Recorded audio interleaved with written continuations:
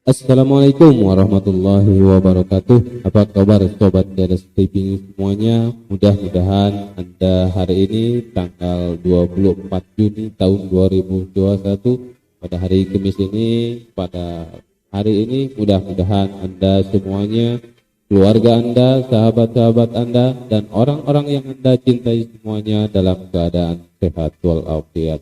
Sobat Dadas TV semuanya, kali ini saya akan membahas mengapa sering terjadi gempa bumi di Indonesia. Oleh karena itu, simak terus video ini sampai selesai. Sobat Dadas TV semuanya, seperti yang kita ketahui bahwa negara kita adalah negara yang berada di antara tiga lempeng gempa bumi ya, itu akan kita bahas mengapa sering terjadi gempa bumi di Indonesia. Oke. Beberapa bulan ini telah terjadi beberapa kali gempa bumi di Indonesia. Gempa bumi terjadi mulai dari yang berkekuatan rendah hingga tinggi, bahkan sampai menimbulkan tsunami.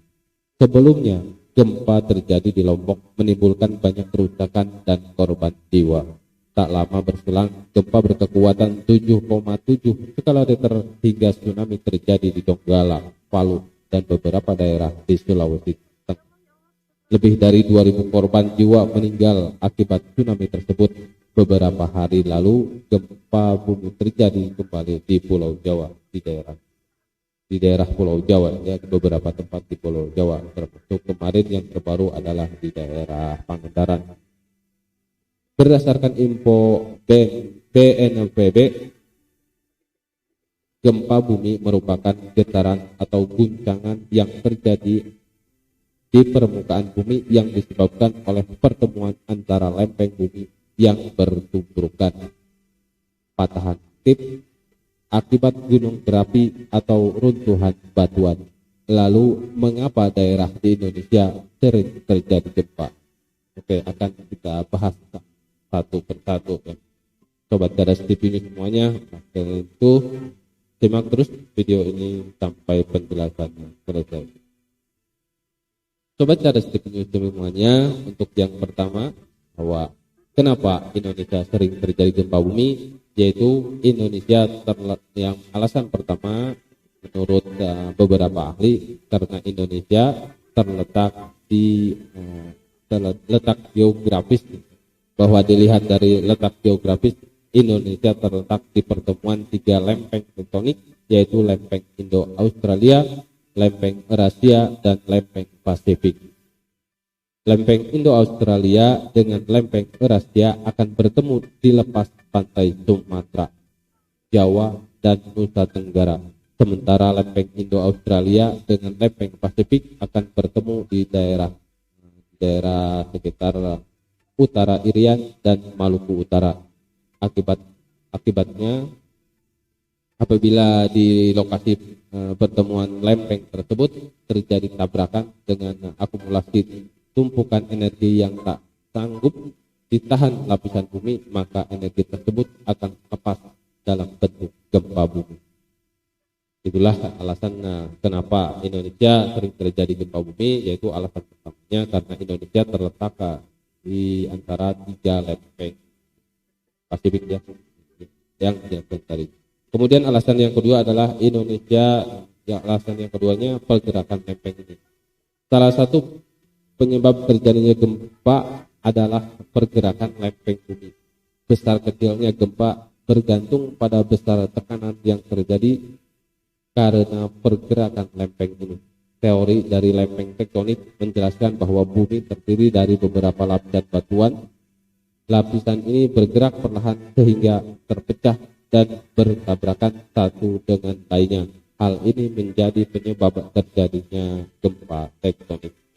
Kemudian alasan yang ketiga, karena Indonesia berada di Ring of Fire ya, seperti yang kita ketahui, Ring of Fire ini adalah daerah cincin api ya.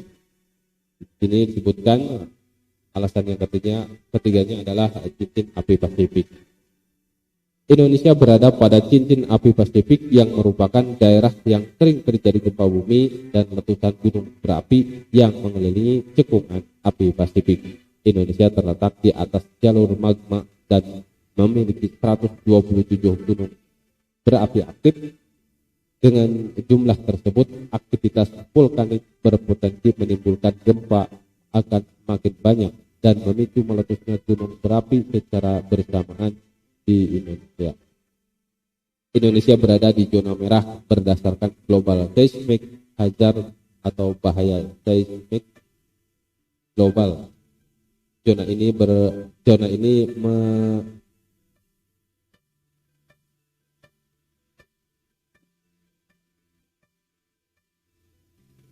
ini merepresentasikan potensi guncangan gempa yang dipresentasikan dengan nilai potensi gravitasi. Nah, itulah beberapa alasan mengapa sering terjadi gempa bumi di Indonesia. Ingat besarnya potensi dan risiko gempa di Indonesia, bukankah langkah untuk antisipasi perlu dilakukan? Lalu apa saja? Nantikan penjelasannya di video-video yang lain. Sobat Cerdas TV semuanya, terima kasih telah menyimak sedikit penjelasan berdasarkan penjelasan dari lembaga-lembaga yang terpercaya seperti BMKG dan sebagainya.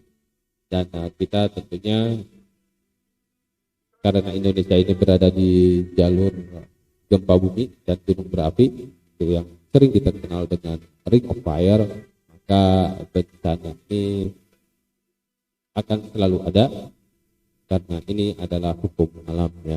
Dan untuk menanggapi hal tersebut tentunya kita selain waspada, kita selalu berdoa kepada Allah Subhanahu wa taala semoga bencana demi bencana baik itu gempa bumi, banjir, longsor dan sebagainya, gunung api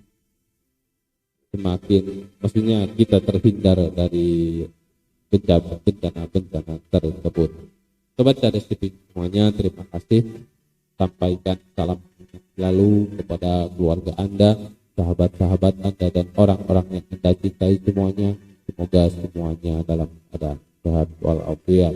Sobat Cerdas TV semuanya, bagi Anda yang belum subscribe dan baru bergabung di sini atau baru melihat video ini, baru melihat channel Cerdas TV ini dan baru bergabung atau baru datang berkunjung ke channel Cerdas TV ini, silahkan Anda subscribe channel Cerdas TV ini agar nantinya channel ini semakin bermanfaat, semakin berkualitas dan bermanfaat tentunya untuk kita semuanya. Dan bagi sobat-sobat Cerdas TV semuanya yang sudah subscribe, yang sudah setia di channel Cerdas TV ini, terima kasih atas kesetiaan Anda semuanya, karena tanpa Anda channel ini bukan apa-apa. Sekali lagi tentunya kita selalu berdoa kepada Allah Subhanahu wa taala, Tuhan kita semuanya, bahwa semoga saudara-saudara kita yang sudah terjadi bencana seperti gempa bumi ini, semoga mereka diberikan ketabahan ya, seperti gempa bumi kemarin di Donggala yang memakan sekian banyak korban, dan yang baru-baru kemarin di Tasik, dan isu-isu yang sedang berkembang sekarang bahwa akan terjadi gempa bumi dengan kekuatan 8,7 skala Richter yang diikuti potensi tsunami. Mudah-mudahan itu tidak terjadi, kita selalu berdoa.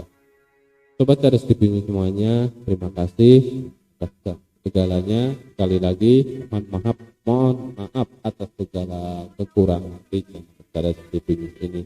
Saran dan kritik selalu kami tampung. Silahkan tulis di komentar apa kekurangan channel ini, karena tanpa ada masukan dan komentar yang membangun dari Sobat Cerdas TV semuanya, channel ini tidak akan berkembang.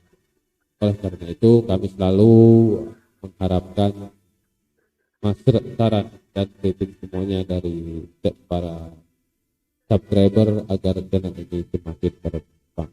Sobat Cerdas TV semuanya, terima kasih. Salam hangat selalu kepada keluarga Anda. Semoga semuanya sehat selalu. Assalamualaikum warahmatullahi wabarakatuh.